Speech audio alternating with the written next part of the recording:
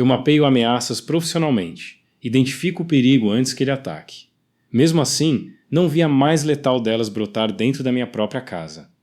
Quando minha esposa me entregou os papéis do divórcio com aquele sorriso presunçoso, achou que tinha vencido. Mal sabia que eu já descobrira o plano de fuga para Paris com um amante. A traição perfeitamente orquestrada estava prestes a explodir na cara dela. Meu nome é Valdir Fagundes. Tenho 45 anos e, por 2 décadas, protegi figuras de alto escalão de ameaças que elas jamais imaginariam. Irônico eu conseguir farejar uma tentativa de atentado a quilômetros de distância e não enxergar a traição fermentando debaixo do meu teto. O outono paulistano se instalava com tardes amenas e, ao que tudo indicava, minha esposa também mudava de estação. Letícia construíra prestígio como uma das cerimonialistas de luxo mais disputadas da cidade. Galas, jantares beneficentes, arrecadações políticas. Ela orquestrava tudo com precisão militar. Eu me orgulhava do sucesso dela, mesmo quando isso significava noites em claro e fins de semana atribulados. Casamento é isso, não? Apoiar os sonhos um do outro. Antes de casar, em 2011, fizemos algo que poucos casais do nosso círculo faziam. Assinamos um pacto antenupcial com regime de separação total de bens. Não foi desconfiança, foi pragmatismo. Eu já trabalhava com segurança de figuras públicas, sabia como acusações e processos podiam surgir do nada e não queria arrastar a Letícia para dentro de uma eventual disputa. Ela, por sua vez, estava construindo a própria empresa e não queria misturar patrimônio num negócio que crescia rápido. Nossas contas sempre foram distintas. Eu pagava o financiamento do apartamento, que ficou registrado só no meu nome desde a compra, em 2009, antes mesmo de namorarmos oficialmente. Ela mantinha a conta empresarial da cerimonialista e os investimentos pessoais separados. Funcionava. Ou eu achava que funcionava. O primeiro sinal de alerta surgiu durante a festa de reeleição do senador Otávio Ribeiro. Eu comandava a segurança enquanto Letícia gerenciava o evento. Simples, rotina. Mas, naquela noite, notei algo diferente na forma como ela interagia com Henrique Salles, o novo diretor financeiro da campanha. Risadas demais, toques que se prolongavam um segundo além do aceitável. Cortesia profissional não inclui tirar fiapos imaginários da lapela de alguém. Ótimo evento hoje. Comentei na volta para casa. Você e o Salles estavam bem entrosados. Os dedos dela apertaram o celular. Quem? Ah, o Henrique! Puro networking. Ele lida com os grandes doadores. Deve ser um networking e tanto. Fazia anos que você não ria das minhas piadas daquele jeito. Ela revirou os olhos. Nem começa, Valdir. Isso se chama ser sociável. É literalmente o meu ofício. Deixei pra lá. 15 anos de casamento me ensinaram quais batalhas vale a pena travar. Confiei nela. Primeiro erro. Nas semanas seguintes, a agenda da Letícia ficou abarrotada de reuniões de última hora com clientes e visitas a espaços de eventos. O telefone virou uma extensão da mão, com a tela sempre inclinada para longe de mim. Senhas brotaram em aparelhos que nunca tinham sido bloqueados. Não me orgulho de ter ignorado esses indícios. Quando a gente construi uma vida junto, a última coisa que quer acreditar é que a outra pessoa está desmontando tudo pelas costas. Aí veio a festa de confraternização do governador José Carlos Amaral. Eu cuidava da segurança do evento havia 3 anos, então conhecia cada canto do Palácio dos Bandeirantes, inclusive a pequena biblioteca no 2º andar, vetada aos convidados. Durante a ronda, ouvi sussurros exaltados e o riso abafado de uma mulher atrás da pesada porta de carvalho. Exatamente o tipo de invasão de área restrita que eu era pago para impedir. Abri a porta. Letícia estava sentada na beirada da escrivaninha do governador. Henrique Salles estava entre os joelhos dela, a mão pousada na coxa, bem acima do limite aceitável. Pularam separados como adolescentes flagrados. Valdir.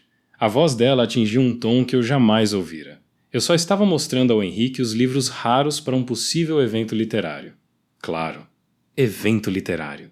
Em área restrita, com as luzes baixas. Henrique ajeitou a gravata, liso apesar da marca de batom no colarinho. Foi mal, Fagundes. Não sabia que o acesso era proibido. Está sinalizado, Sales. Falei em tom profissional. Como chefe da segurança, vou ter que reportar. Valdir, não seja ridículo. Letícia deslizou da mesa. Você está exagerando. A frieza calculista nos olhos dela doeu mais que um tapa. Havia aborrecimento, não culpa. Preciso terminar a ronda. Depois conversamos em casa. Mas nunca conversamos. Letícia inventou uma emergência com o buffet e foi embora mais cedo com Henrique. Fiquei até as 2 da manhã e voltei para uma casa vazia. Esperei com um whisky, a cena em repetição mental. Quando ela entrou às 4, já não havia choque, apenas uma calma gelada. Nem vem, disse ela, largando a bolsa. Não era o que parecia. Me explique então o que parecia ser quando minha esposa estava com a mão de outro homem onde não devia. Você está fazendo drama. Eu e o Henrique discutíamos estratégia de doadores. Flertamos um pouco. É networking. Não aconteceu nada. Letícia, passei a carreira inteira lendo pessoas e identificando mentiras. Não insulte a minha inteligência. A expressão dela se fechou. Tudo bem, acredita no que quiser. Vou dormir. Foi embora e me deixou com a certeza de que meu casamento corria muito mais perigo do que eu tinha me permitido enxergar. Os sinais tinham virado um alerta de emergência. A pergunta era: o que eu faria a respeito? Na minha profissão, desconfiança não basta. Você precisa de provas, e provas levam tempo. Durante as semanas seguintes, mantive as aparências enquanto observava. Alguns chamariam de covardia, eu chamo de paciência estratégica. A mesma que uso quando preciso identificar um padrão de ameaça antes de agir, em vez de reagir ao primeiro sinal e estragar a operação inteira. Fevereiro trouxe um temporal daqueles que param São Paulo. Letícia supostamente estava ilhada numa reunião com o cliente. Usei a oportunidade para fazer o que deveria ter feito semanas antes. Comecei pelo laptop dela. Não por direito, sei disso, mas 15 anos de casamento me deram certas vantagens, como conhecer o padrão de senhas dela. Terceira tentativa. Nome da cachorrinha de infância, mais data. Na mosca. O e-mail estava organizado com a precisão de sempre. Numa pasta chamada Eventos HS, enterrada entre registros fiscais, encontrei a verdade. Mensagens explícitas, confirmações de hotéis, encontros disfarçados de reuniões de negócios.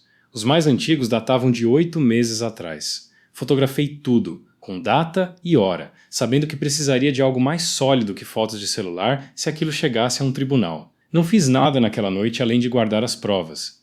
Sabia que precisaria de um advogado antes de qualquer movimento.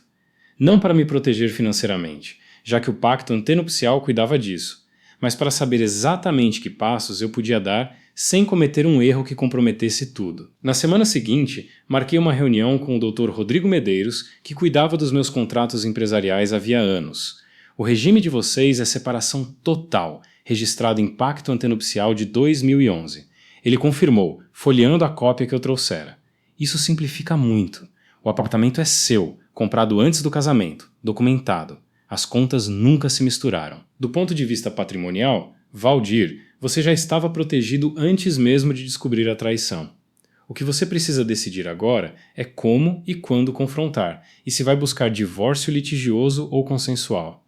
Quero fazer isso do jeito certo, sem erro que volte contra mim depois. Então, vamos com calma. Documente tudo o que puder, sem invadir privacidade de um jeito que se torne prova inadmissível. E não tome nenhuma atitude drástica até eu preparar os papéis. Pode levar algumas semanas. Concordei. Diferente do que meu instinto de 20 anos de segurança pedia. Agir rápido, neutralizar a ameaça. Aquilo exigia o oposto, esperar. No mês seguinte, outra peça se encaixou. A Jéssica, assistente da Letícia, me ligou tarde da noite, a voz tensa. Valdir, desculpa incomodar. É sobre a Letícia. Ela e o Henrique estão planejando ir para Nova York mês que vem, numa conferência. Vi a reserva de hotel só com um quarto. E ontem ouvi ela comentando com uma amiga sobre recomeçar em outro lugar depois. Não sei o que isso significa, mas achei que você devia saber. Por que está me contando isso? Porque é errado. Meu pai traiu minha mãe, eu vi ela se destruir sem saber de nada. Não consigo ficar calada. Agradeci e desliguei. Aquilo não mudava a estratégia. Eu já tinha as provas de que precisava, mas confirmava que o tempo estava se esgotando. Se ela pretendia viajar com Henrique em breve, eu precisava estar pronto antes disso, não depois. Liguei para o Dr. Rodrigo na manhã seguinte. Preciso que os papéis fiquem prontos o quanto antes. Ela pode viajar em algumas semanas. Consigo adiantar. Mas Valdir, ele fez uma pausa. Separação de bens resolve o patrimônio. Não existe atalho jurídico para acelerar isso além do que a lei permite. Vamos fazer certo, não rápido. Levou quase um mês. Nesse meio tempo, continuei vivendo em casa, mantendo a rotina, guardando cópias de documentos que pudessem ser úteis.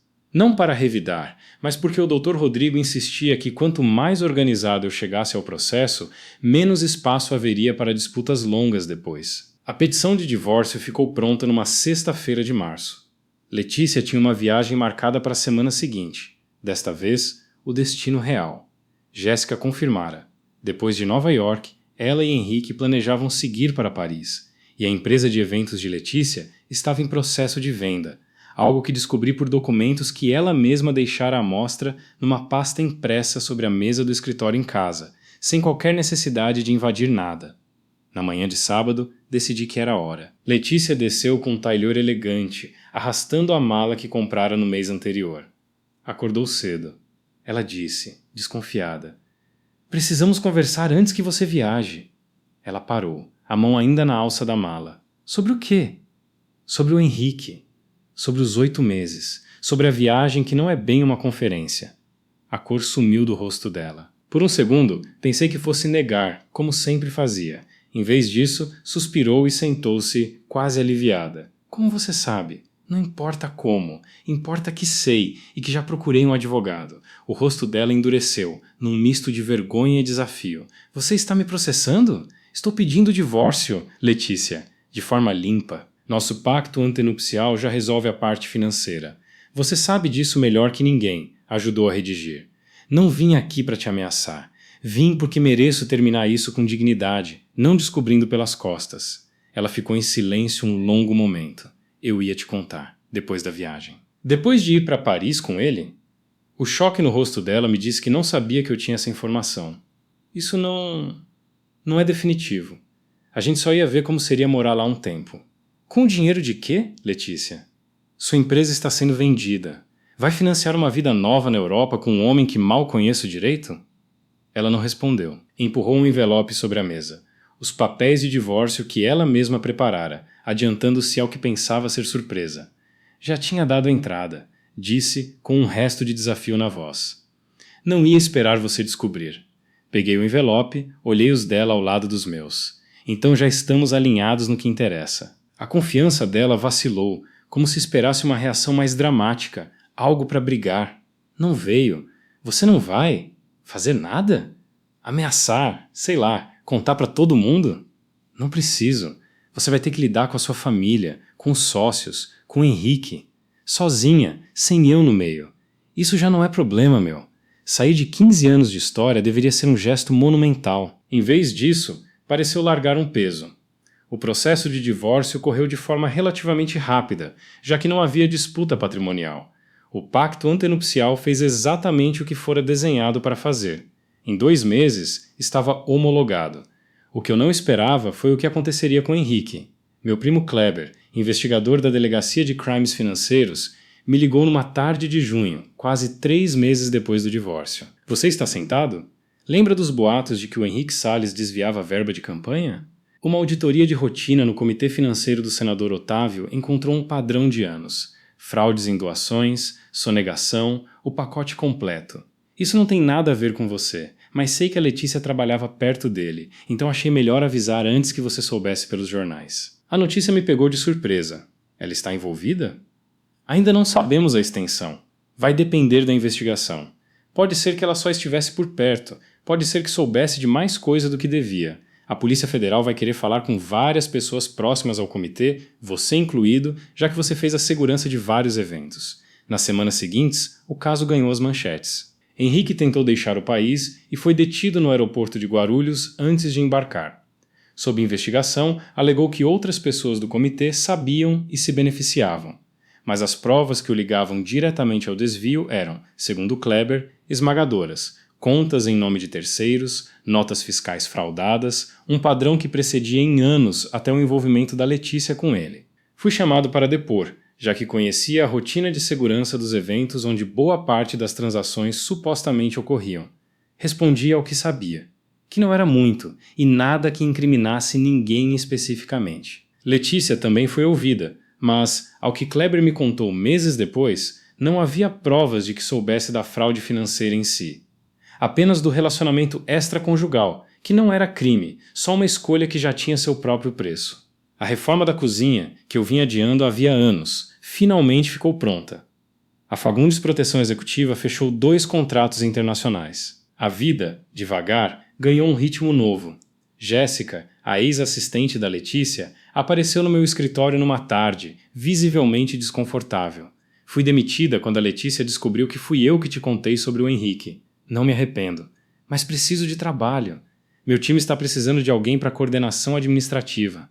Falei, depois de pensar um pouco. Alguém detalhista, que saiba lidar com informação sensível sem sair espalhando por aí, mas que também tenha coragem de falar quando algo está errado. Você já provou as duas coisas. Ela aceitou. Não foi um gesto de gratidão exagerada. Foi simplesmente reconhecer que integridade, quando aparece, merece ser notada. Camila, irmã da Letícia, e eu continuamos nos falando de vez em quando. Ela nunca cortou relação com a irmã, o que respeito. Família é complicado assim, mas também não escondeu o que achava da situação toda. Ela ainda está tentando entender o que quer da vida agora. Camila me escreveu certa vez. O processo do Henrique complicou tudo para ela também, mesmo sem ela ter feito nada ilegal. Ninguém mais confia direito. Não senti alívio nem satisfação com isso. Só uma tristeza distante, do tipo que você sente por alguém que conheceu bem, mesmo depois de tudo. Henrique foi condenado, no fim, a 12 anos por fraude e desvio de recursos de campanha. Um processo que se arrastou por meses de perícias contábeis, mas que terminou com provas robustas demais para qualquer defesa. Letícia nunca foi indiciada.